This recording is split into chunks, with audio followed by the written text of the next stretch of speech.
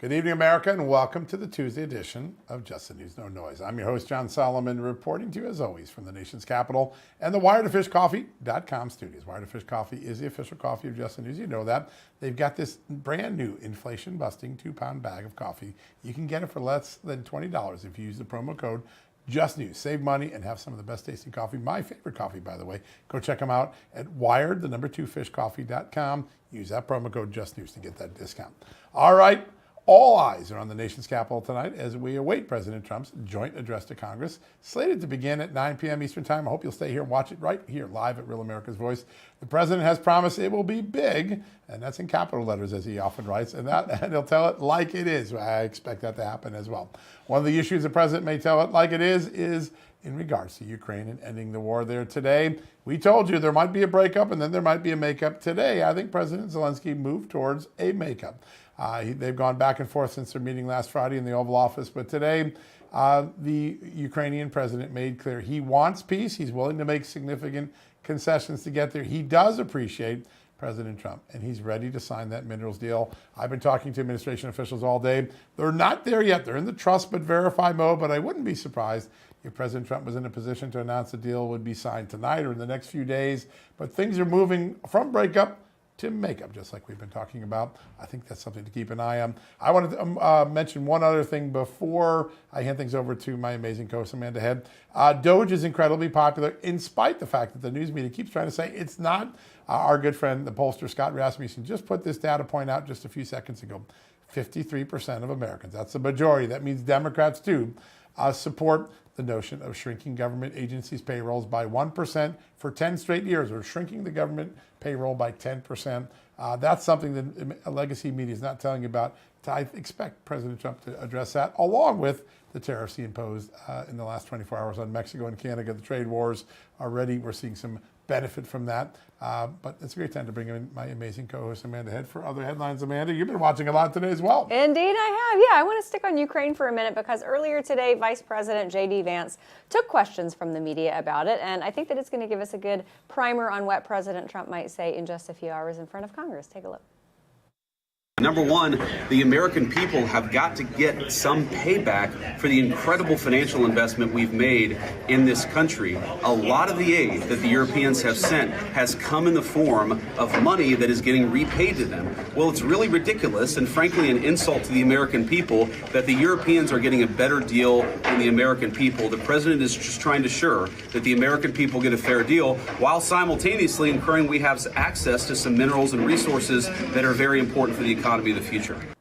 And there are a number of reports out there saying that the U.S. and Ukraine are ready to sign the mineral deal. We have one drafted and ready to go, but we value accuracy over being first. So we're going to get to more of that a little bit later. And remember that this all comes as the Europeans are funding both sides of the war in the money that they are giving and loaning to Ukraine and the money that they are paying the Russians for their energy, something that President Trump has warned about in his first term and then also on a social media post just a few days ago. Yeah. But let's turn now to California and their governor, Gavin Newsom, because it seems that it is never too early to look towards the next presidential election coming up in 2028. It will be here before you know it. And that is what it seems California's governor is doing as well, because he's trying to take very public steps to move a little bit to the center. And his latest way of doing that, well, he is taking a page out of Doge's book. If you can believe it, he's now ordering state employees to return to the office. His reasoning is because custodial staff are already in there every day, so why can't everyone else be? And that's kind of surprising common sense policy coming out of the California governor's office, something that we don't see that often. Now, Newsom's order also reveals that California has more than 224,000 full-time state employees, and they make an average of $86,000 per year with another $40,000 a year in retirement benefits. So that is a pretty sweet gig for most Americans, even in California. All right, John, time to look ahead now to the president's speech tonight with our very first guest. All right, Zelensky moves towards Trump. Eric Adams moves towards Trump. European leaders move towards Trump. There's a trend here. Why wouldn't Gavin Newsom move towards Trump? That doesn't surprise me at all. It is like a magnet, isn't it? All right.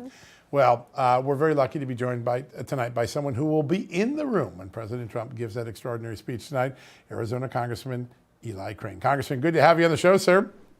Hey, John, thanks for having me. Always a pleasure. We love having you on. We honor your service, all the things you've done for your country.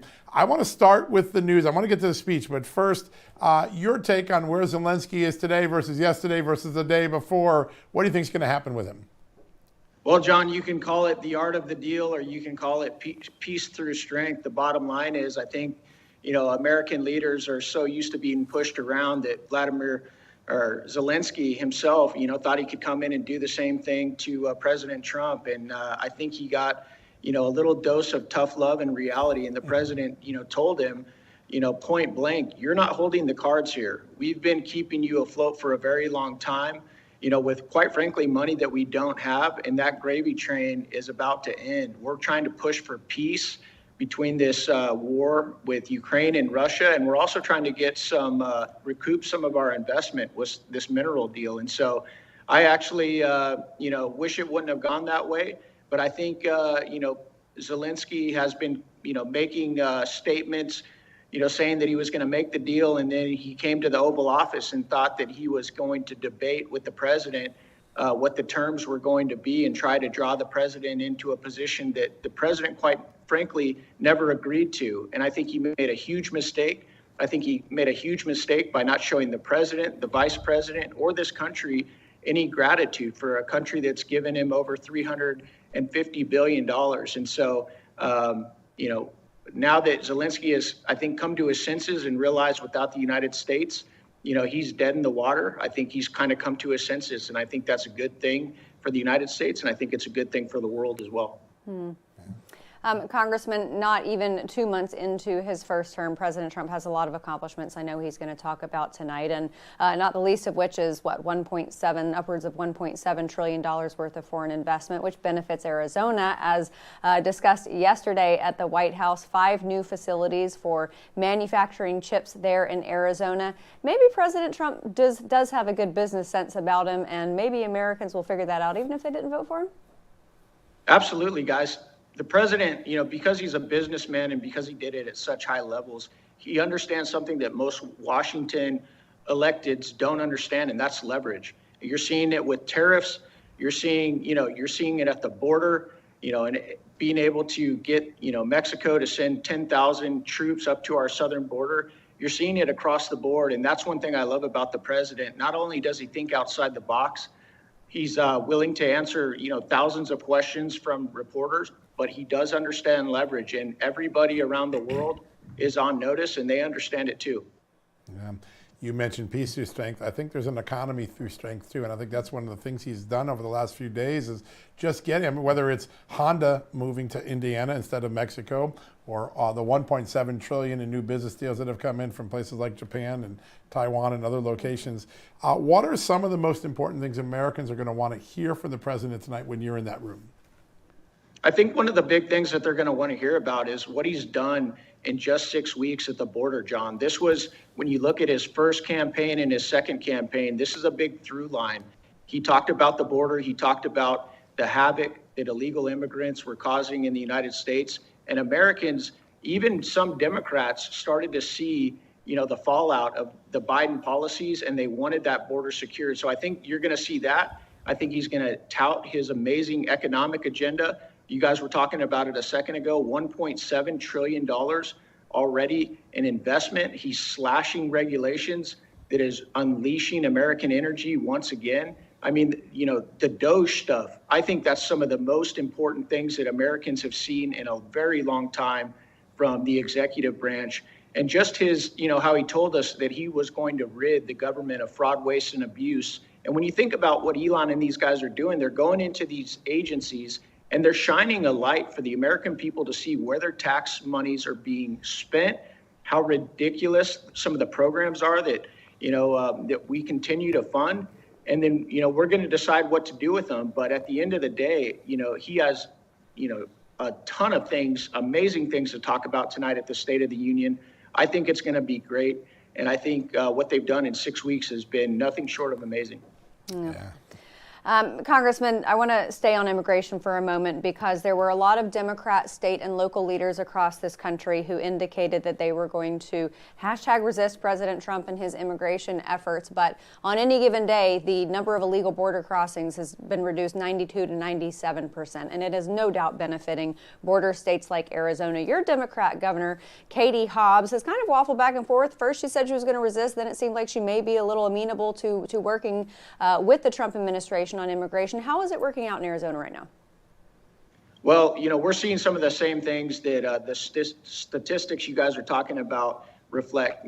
Give Governor Hobbs some time. She'll probably come around like Gavin Newsom and Eric Adams and several others have. The president seems to have, a way of influencing people. And I think he does it, with the bully pulpit, but I also think he does it with results. And, his plan is all common sense. The American people know it. I think, they're tired of seeing their country destroyed. They're tired of seeing the fraud, waste, and abuse, out of the federal government. And they're tired of being put last all the time. And that's why I think President Trump's America First agenda really resonates, across the board. Yeah. So there's a lot of work ahead for Congress. One of those is it looks like it's going to be a two-step CR process again, a temporary spending bill to just keep the government open, and then somewhere between $2 trillion and $10 trillion in 10-year cuts, given the gap between the Senate and the House bill. Tell us where you are in that process. Would you support a CR? Will other colleagues support a temporary CR if they stick to those $2 to $10 trillion range, or do you want to see something different done? Well, we'll see, John. I've never voted for a CR. I'm not a big fan of CRs for the obvious reason. You're just continuing to spend at the same levels of Biden and Pelosi. I think there's a lot of danger to that, but I am going with a group of conservatives to the White House tomorrow to talk to President Trump about what his plans are and, to see what we can help him deliver. That's important. Yeah. Well, and President Trump has indicated that he supports a plan through September. When it comes to the alternative, though, I know you've never supported a CR, and I understand for good reason. But on the other side of that, it's a tough fight as well. No, it's always a tough fight. I wish that Congress, had as much common sense as the president does. It's very difficult. We've been governing this country by CR and omnibus for the last, several decades. And, a lot of our representatives, unfortunately, are allergic to cutting any spending whatsoever, even if they see, what DOJ is doing and the outrage of the American people when they find out where their tax dollars are being spent. But, we'll see what happens. But I do put a lot of faith and trust in the president. And we had a special meeting last night with one of his top budget guys who did let us in on generally some of their plans moving forward, and it was optimistic. Yeah, that's exciting. You've done so much on the border to educate folks. There's a big hearing tomorrow where mayors of these sanctuary cities, including one who's flipped around, Eric Adams, will be testifying. You have a lot of ideas for improving the frontline men and women's job, including biometrics to get to the bottom of some of these illegal aliens. Tell us some of the tools that you hope Congress will give our border forces in the next few weeks. Well, I think, it's one of the things that I see bipartisan, not completely bipartisan support, but especially with Republicans in the House and the Senate, as far as funding what Tom Homan, Mr. Banks, the chief of, Border Patrol, and those folks say that they need to actually secure the border, whether it's beds, whether it's hiring new officers, whether it's technologies, finishing the wall, et cetera, and all the deportations that have to come along with it. So this is something that I think Republicans, are pretty united around, giving the president the resources that he needs to carry out this operation that he promised the American people he would, and he's already showing great results with. Before we let you go, Congressman, I'm hearing reports that Democrats plan to make a little bit of noise, including with noisemakers, on Capitol Hill tonight when President Trump delivers that speech. Do you think that will happen? Obviously, Nancy Pelosi won't be behind him to rip up the speech, but will there be disruptions? Nothing would surprise me. I've seen a lot of shenanigans on the House floor, but at the end of the day, Amanda, you said it, it's just noise. They don't control the executive branch. They don't control the Senate. They don't control the House. And so other than using activist judges to try and stop this administration, and everything that they're doing, that's about all they can do. We'd be remiss not mentioning that today Congress created a task force to look at that issue. You were the first to strike a warning sign on that and to get action going. Congratulations for getting that through today, sir. Absolutely. Thank you guys so much for having me. We love the work you do, sir. You get results. All right, so folks, we're going to take a quick commercial break. When we come back, another man who will be in the room tonight for President Trump's speech will be joining us. Congressman Michael Cobb from the great state of Texas will be next right after these messages.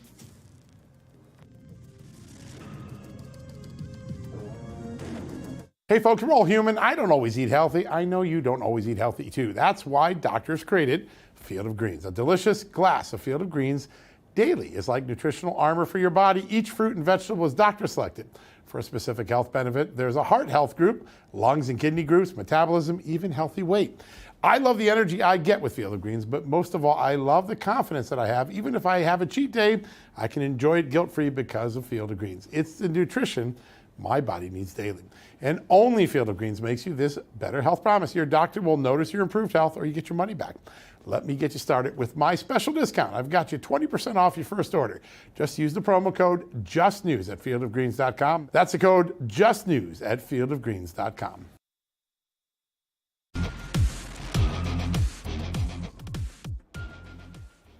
Welcome back, everybody. We are gearing up for President Trump's big speech in front of a joint session of Congress tonight, and there's certainly going to be a lot that President Trump has to talk about, from the war in Ukraine to tariffs and everything in between. So joining us now to continue taking a look at the speech tonight and forecasting what will happen, DOJ Subcommittee member, Texas Congressman Michael Cloud. Congressman, great to have you. Thank you so much for being here. Sure thing. Good to be with you. Let's start with that subcommittee that you sit on, DOJ. The American people, no surprise, are big fans of cutting waste, fraud, and abuse, especially in the form of something like this, where it has been so transparent, and Elon Musk has been sure to put out that information to the American people. Do you anticipate that's going to be a pretty sizable portion of President Trump's talks tonight? I imagine it would be. You know, I've learned not to try to predict President Trump, but you know, it's certainly making a huge difference across the country. It's making a huge difference in Congress. I've talked to a number of members who in times past have been a little shy about any sort of cutting, realizing that we're in a whole new paradigm now. As what's been exposed, the American people are frustrated, they're upset, understandably so. Americans work harder than so many people from other nations, and yet what they're finding out that their tax dollars have been going to is literally infuriating them. And so, you know, we were all raised to think, you know, none of us like taxes, but it's part of, you know, being a part of a good civil society. And then you find out that the stuff that's going to sometimes is just pure evil even. And the American people certainly have a right to have that addressed. And thankfully, it's stiffening the spines, hopefully, of some of the members here in Congress. And hopefully that makes a difference down the road as we approach spending bills that are going to be coming up this year. Yeah, so but important. certainly, I think it'll play a big role in tonight for sure. Sir, you had one of my favorite tweets of the week, and that is, if anyone in the American public had given money to the Taliban, they would have been prosecuted, arrested. But when the government does it, somehow it's okay.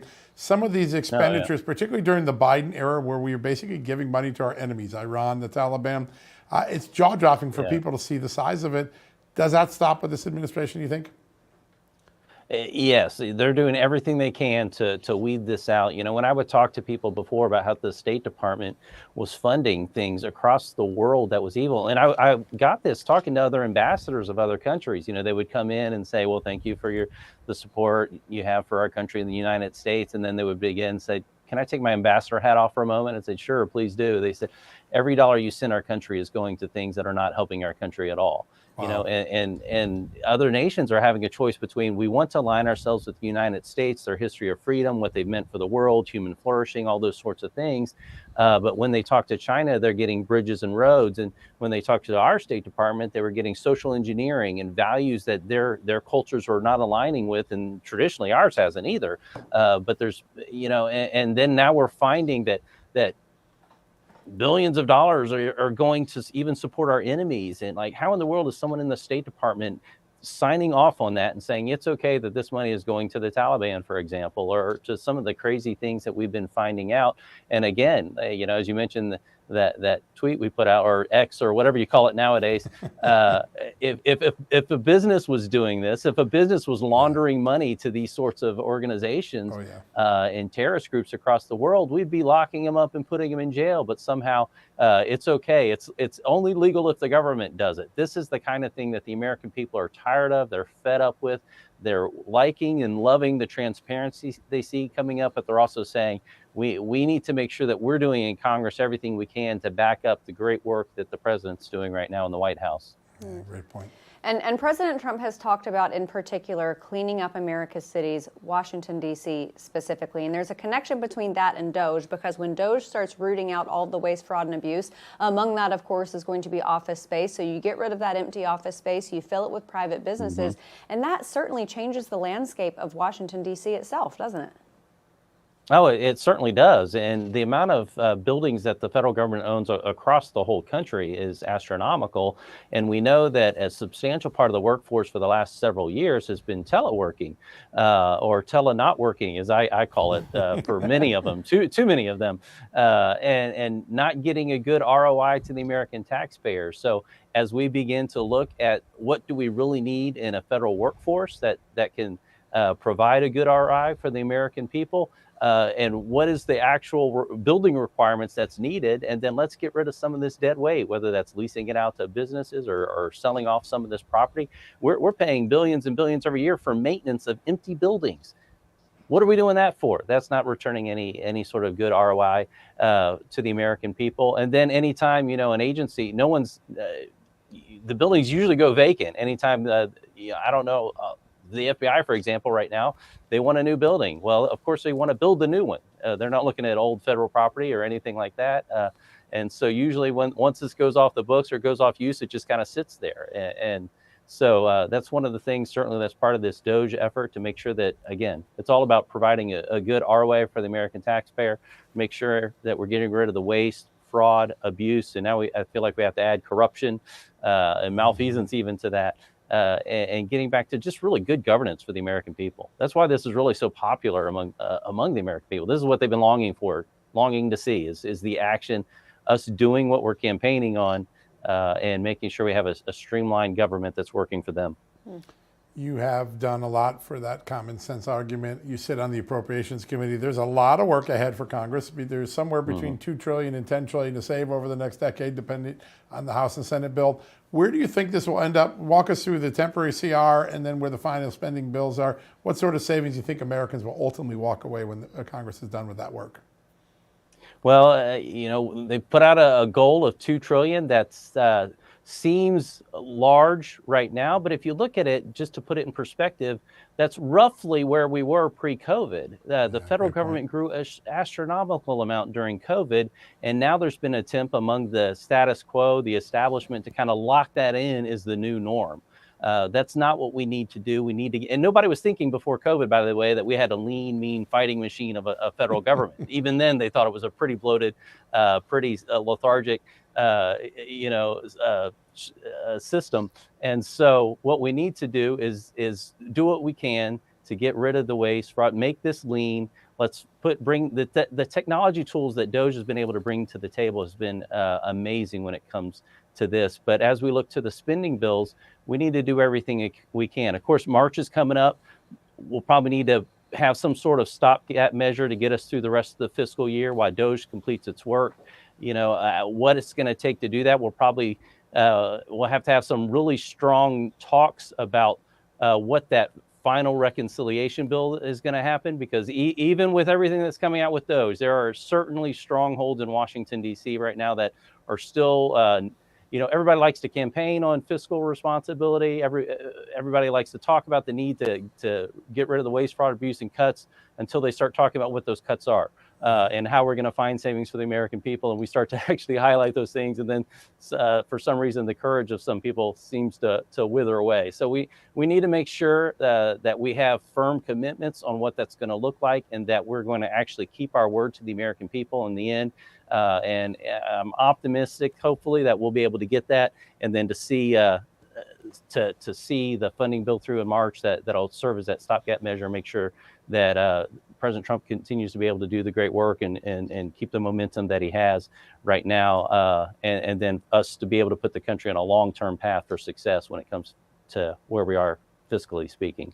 That sounds great. Before we let you go, I want to ask you about your bill to end FEMA benefits for illegal immigrants, because even if you're a Democrat and you don't like what President Trump is doing at the border and you want resources to go to these types of benefits, the thing is that border crossings are way down at the border, so you don't even need that much money there. Wouldn't it be better spent, I don't know, North Carolina? Oh, well, yeah. I live in a coastal district along Texas. We had Hurricane Harvey go through our district, and so we spent the last few years working through that. We've seen what's happened recently in North Carolina and California, and we've had money set aside to help deal with this that we thought was going to be saved for the American peoples to help them recover from disaster. And then we find out, no, that's not actually, your tax dollars are not actually going to that. It's going to house illegal immigrants in hotels.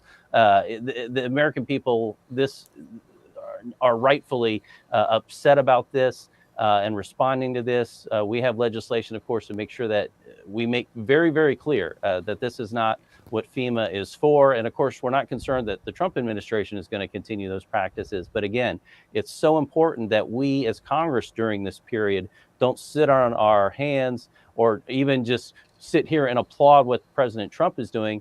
That's great and that's awesome. But we have to make sure that we're codifying into law these new best practices to make sure that wherever we go in the future, that we've put America on the right path, and we're booking these wins as long-term wins for the American people. Yeah. You got to give it a spine, otherwise it's just a skin suit that is very, very temporary. Texas Congressman Michael Cloud. Yeah, exactly. Absolutely. Thank you so much for being here. We'll have you back on again soon. Interested to get your take after tonight for sure. Yeah, sounds good. Thanks. All right. God bless. Yeah, same to you. All right, everybody, we're going to take a closer look at the FBI and what Kash Patel and Pam Bondi are trying to do to end the politicization there, and that's coming up after this break.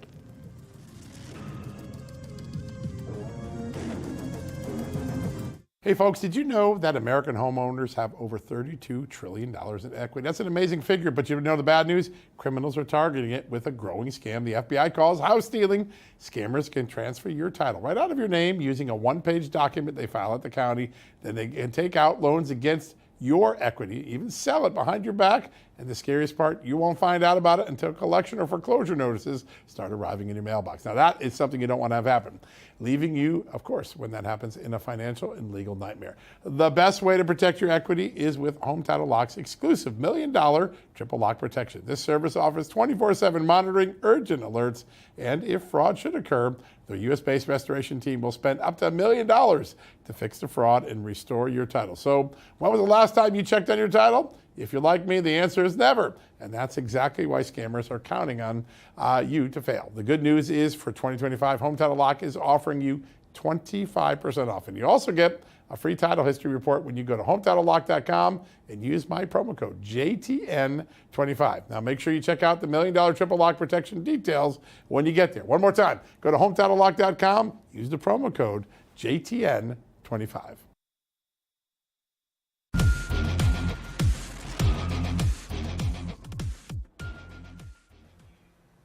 All right, folks, welcome back for the commercial break. Kash Patel's been in charge of the FBI about 10 days now. He's starting to get his sea legs under him, still trying to build a team around him. A lot of excitement among conservatives, a lot of angst among liberals, and a lot of uncertainty among the men and women who serve in the FBI. I thought we'd turn to someone who was in that building and did a fantastic job, and I think wrote one of the most important books written in the last year, Wanted, the FBI Once Knew, former Executive Assistant Director of the FBI, Chris Biota. Chris, good to have you here. Pleasure to be with you tonight, and a pleasure to meet you in person and be in the studio. Yeah, it's great to have you here for the first time. Let's talk a little bit about the state of the FBI 10 days into Kash Patel. Big transition. Everything's not going to be perfect on day one. How do you think things are going? I think he's doing the best he can to restore some normalcy to the organization. A lot of change, a lot of upheaval after the departure of the previous leadership team. So Mr. Patel is probably working now to learn the processes of the FBI, learn the business models, get the operational briefings, understanding of the investigations and operations that the organization is conducting. And he's trying to form some relationships, some key relationships between himself, the FBI, and the Department of Justice. They have to hit what we used to call an operating rhythm. Yeah. So I think that's 10 days in. If he can say that he's well on his way for those issues, he's in pretty good shape. Yeah. You know, when the baton is handed off from one director to another, sometimes it can be relatively seamless. You've got people who have been in those types of positions in the past, and they have similar MOs when it comes to running the agency. This time, going from Christopher Wray to Kash Patel, there is quite a bit of change that I think is going to take place. With that possible or perceived upheaval, if there are bad actors out there, what's the threat level right now for them capitalizing on uncertainty? Well, what you're looking at is the levels of adversary or threat. They will look at the FBI and see what our operational posture and capability might be. As the organization is trying to realign itself and then to recalibrate itself to a new leadership model under Attorney General Bondi and then Director Patel and Deputy Director Bongino once he shows up and reports for duty, the organization, it could be a little bit out of balance right now. So if we're looking at sophisticated counterintelligence operations, they're going to look for opportunities while the FBI may be a bit distracted. Criminals, same thing. The transnational organized crime groups, they operate in a much more sophisticated manner, closer to a counterintelligence function than they used to be just a bunch of criminals on street corners. So they're looking for opportunities to not only advance their position, but to take advantage of any FBI gaps that may present themselves during this transition. Yeah, chinks in the armor they're looking for. There is a lot going on. One of the things I think a lot of people look back and say when the Biden administration ended the China initiative in the FBI, we sort of went dark on some aspects of Chinese espionage. The Chinese espionage machine didn't stop. In fact, there's more now than ever. Lots of examples of that in court files. How important is it to get the China initiative or something like that back into place quickly, given China's interest in, well, destabilizing us? Right. It has to be reprioritized immediately. I think Director Patel has to look at them as our primary adversary, competitor, and threat when it comes to a near-peer nation-state level opponent or competitor, as we like to say. So moving those Chinese programs back into a position of prominence when it comes to resourcing, priority, and his focus as the FBI director, because that which the boss is interested in gets done, and it gets done well. So he has to make it one of his primary priorities right now. And we have to go back to creating what I consider to be an inhospitable or hostile operating environment for the Chinese or other international adversaries. I think over the past several years, the FBI and other intelligence organizations had to step back a little bit. They did. The previous administration was not as amenable to creating those hostile environments where I think the current administration is looking for that to be reestablished. Yeah. Makes sense. It is lonely at the top, and I know this is something that you've spoken about in your book. For Director Patel, if his flanks are exposed right now because he hasn't built his team around him, is there also a risk to him having a tendency, if he does, to insulate himself so much that he's ultimately isolated? I think there's a chance that could happen inadvertently, where he's so tied up in his own operations out of the director's office that he can either be, as we used to call it, bubble wrapped by himself or by the organization, and he's got to maintain a visibility looking up and out when appropriate, but down and in when appropriate. It's a very difficult balance, and right now, I know he's probably trying to form that leadership team. He knows that he needs this group of people around him to execute his wishes, to drive organizational accountability, and to drive mission results. He can't do that by himself. It's too big of an organization. Oh, yeah, no, you have to have a team. He set the mission pretty clearly. We're going to go back to solving crimes, fighting spies, and preventing terrorism, and some of the other things that got messed up or got injected into it. We're going to get them out of the business. How has that been received by the men and women on the front lines? Is that something they like to see, or do they like the culture where there's a lot of other potpourri items on the buffet? I think it depends who you talk with. If you're talking about the potpourri eaters, Yeah. they like it. The buffet eaters, they're like. I think what you have to look at is the FBI mission creep over time. Yeah. They have to go back to being exceptional at several things, and that includes their ability to be experts and to be, as we spoke about one time, that fearsome guard dog Yeah. when it comes to national security threats and crime problems that can impact the safety and security of our communities. That's where the FBI has to go back to. All of the other, I would call them boutique type of things, Mr. Patel is going to have to look at those and see whether or not they enhance the overall mission or they distract from it. And he's going to have to make some changes. Before we let you go, Deputy Director Dan Bongino, I know that Cash had initially said he wanted to put an agent in that role, but Dan Bongino has served in a law enforcement capacity as Secret Service detail for Barack Obama and I think maybe Clinton as well. Tell us about his leadership in that role and how you think he's going to fit in. The Deputy Director of the FBI is the operations chief. By definition, over the years, that is the most senior FBI agent, manages all investigations, operations, and sets policy for how the organization runs day to day from a business perspective as well as an operational perspective. So that role, the FBI director is the protector of the brand of the FBI. The deputy director is the executive officer and makes sure that brand is executed in the fashion that the director sees fit. So when Mr. Bongino shows up and reports for duty, he's going to also be in need of his own leadership team that either he and the director Patel will share or they will have their own leadership teams with different functions and focuses.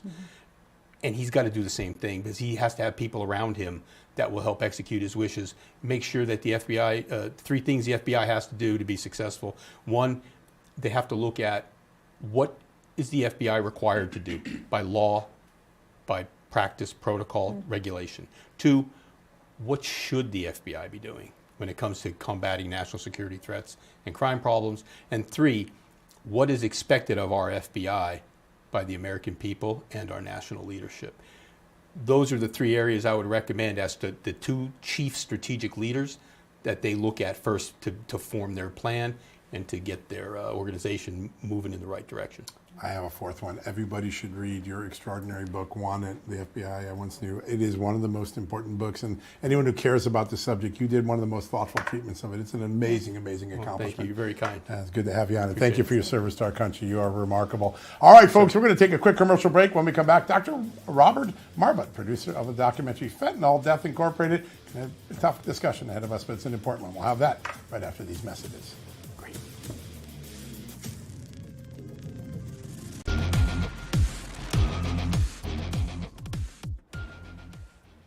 Welcome back, everybody. One of the things that we all can be sure President Trump is going to bring up in his address tonight to Congress in a few hours is going to be the border, and specifically the fentanyl coming through both the northern and southern borders, killing over 250,000 Americans since 2018. Absolutely stunning and shocking number. Joining us now to discuss the impact of fentanyl and what steps President Trump can take to stop the killing of Americans is the producer of the documentary Fentanyl, Death Incorporated, Dr. Robert Marbut. Dr. Marbut, thanks so much for being here.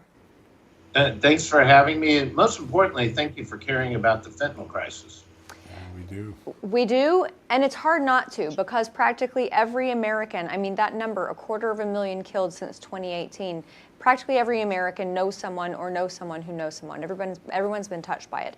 But as of right now, with the border numbers down, is that trajectory slowing down at all? No, not at all, unfortunately. Obviously, you want to close down and tighten up both borders, as well as the sea access points and port of entries. But right now, there's so much fentanyl on the street over the last 4 years that flooded into the United States. There's just a lot of it sitting around in inventory. So it's going to take a while to get through that. And we need to work on seizing that. So you got to close down the border, but we also got to stop the decriminalization movement that you've seen on the West Coast. Yeah, that's a great point. I want to ask a little bit about the impact of President Trump's tariffs on getting some concessions from Mexico and Canada, but maybe more importantly, what to do about China, where the origin points of the precursors come from. They're sort of the origins of this entire crisis. And China is definitely where the precursors and now pre-precursors are coming in. And they're going in both through Mexico and Canada. And I think nobody wants a tariff war. I mean, I don't think anybody wants that. But if that's what it takes to get the attention of China, Canada, and Mexico to get them to help shut this down. When we went and filmed, I actually went to China to film for this movie. Wow. And China does not have a fentanyl use problem inside their own country. They know how to control it. But why are they letting it come here? Mexico has long been the sort of gateway of all illicit drugs in the United States since the 1980s. So we need their help to close it down. And now with the biker gangs up in Canada, we need Trudeau to help us close that down. Dr. Marbut, what's the goal of this documentary? We'll get awareness out to better understand how we got here. And your numbers is just one part of the fentanyl crisis. You got both overdose and poisoning. Like, a lot of people are not aware the fastest growing killer of children 0 to 4 is fentanyl. And so fentanyl dust just out in public places and private homes, apartments, stairways, etc. All you do is put a sandwich down and pick the sandwich back up and the kiddo dies. So when you take the poisoning, the overdoses, we're going about 150,000 pace a year. And to give this perspective, more people have died of fentanyl in the last 4 years in the United States than all American men and servicewomen, all 7 branches, plus the intelligence services for the last 100 years of war. So if you add up World War II, Afghanistan, Iraq, Gulf War I, Gulf War II, Kosovo, Vietnam, Korea, a few other UN actions too, add them all up, global war on terror, more people have died in fentanyl in the last 4.5 years than all those wars combined. Wow, stunning. Sir, what are some of the things that Congress could step up to the plate and do? Obviously, the president's using executive powers and using the executive agencies, the FBI, the DEA, but what are some things that Congress can do to push this forward and make a real difference for these families that are in the throes of this fentanyl crisis? And we are in such a hole now. The last administration, to be blunt, didn't do anything. They were asleep. But partly they were slow to react to all crisis. But they didn't want to talk about fentanyl because that then bumped up to, in their mind, a politically incorrect dealing with the borders. So real quickly, there are 5 things we have to do.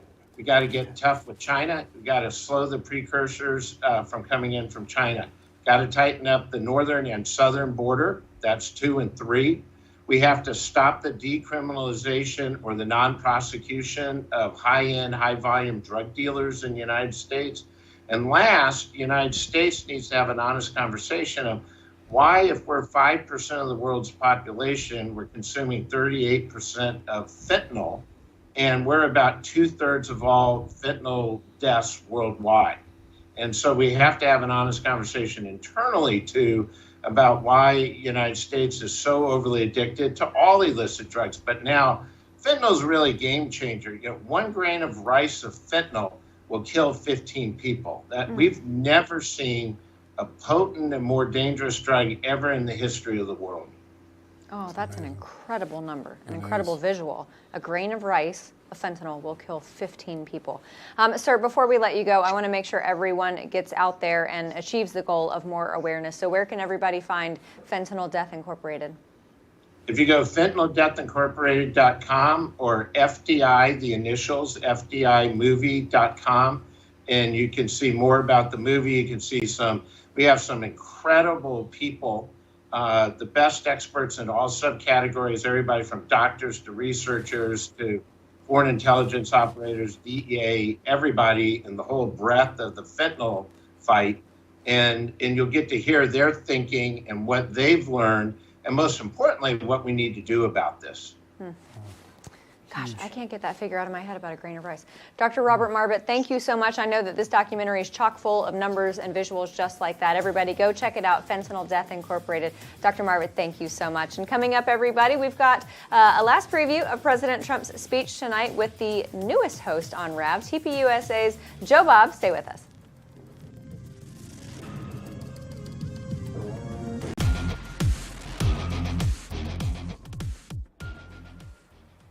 Welcome back, everybody. We saved the best for last because joining us tonight, the host of the newest show on Real America's Voice, Turning Point Tonight. He's also a Turning Point USA contributor, Joe Bob. Joe Bob, thanks so much for joining us. Appreciate you having me. Thank you. All right, in just a few hours, well, I guess an hour, technically, President Trump is slated to speak to both chambers of Congress. What do you anticipate the mood is going to be? Well, I think there's going to be a lot of slow motion head shakes from Senator Schumer, a lot of eye rolls from AOC, and a lot of dunking on the lips for President Trump. I'm really excited to see, kind of the plan he's going to lay out for the American people. Now, obviously, he talks a lot to the media, so this is nothing new probably, but I'm excited for a wider audience to get to see all of the various plans I think that the Trump administration is going to have going into the future. I'm really, really excited to see what he says on Ukraine. Obviously, bunch of news being made out of that in the last several days. And it will be interesting to see, how the administration decides to communicate their process and their plan to the American people, especially given how blatantly bad the mainstream media has made the admin out to be. But overall, I'm super excited. Again, I don't know if this is a good thing, but I enjoy a little bit of a schadenfreude when it comes to watching the libs just wallow in their sadness and their seats being forced to be there. But maybe that's just me. I don't know if that's particularly the best way to look at things. Overall, I'm excited. Your show, Turning Point, a sign of a new generation entering American politics. What are Gen Zers looking to hear from tonight, President Trump? I know the dream of owning a home is quite hard right now with high interest rates and inflation. Tell us what things you think will most play to a young audience. Interestingly enough, and this is just my own personal, anecdotally evidence-driven thought, Gen Z, younger millennials are really, really into the cultural issues. Now, I understand that, a joint session of Congress is kind of be primarily focused on kind of economic policy, foreign policy, domestic policy. But if President Trump brings up some of those just total winning cultural / sociological arguments, defenses of like conservative values on social issues, I think that'll actually really, really hit home with the younger audience, because believe it or not, they actually care a ton about not putting dudes in women's sports, abortion, just acting decent in common places. That's something that really hits home with them right now. Yeah, obviously they're, looking for economic stuff, but in the grand scheme of things, the thing that I think will actually hit home are those cultural issues that I think conservative values are going to drive home and hopefully will stick with this next generation coming up into the more prominent age. Riley Gaines is going to be in the audience at the invite of the president, so some of that's coming. Well, and with common sense being back in style, you mentioned the transgenders and bathroom thing. Not a single Democrat voted to keep boys out of girls' bathrooms. Yeah, Democrats punch themselves in the face yet again. The headline that I've seen before. I wonder, just with that Senate vote that took place, not a single Democrat voted for cloture. I wonder if they think that the American people are more towards their side than they actually are. If you look at really any polling, it'll show you that the overwhelming majority, including their own constituents, don't agree with letting boys compete in girls' sports, letting boys go into women's bathrooms. The overwhelming polling success of that issue is so much so that I wonder if all of the Democrats in the Senate that did not vote for that bill to continue are really in touch with what the American people are thinking, because, this wouldn't be the first time that libs are not in contact with what's going on in their own constituency. So sad to see that. But at the same time, all that provides us is just another opportunity to make the case for sanity and reasonableness and really the obvious position. Yeah, some of those head rolls and eye rolls may lean into help the American people understand just how much the Democrats don't understand about them.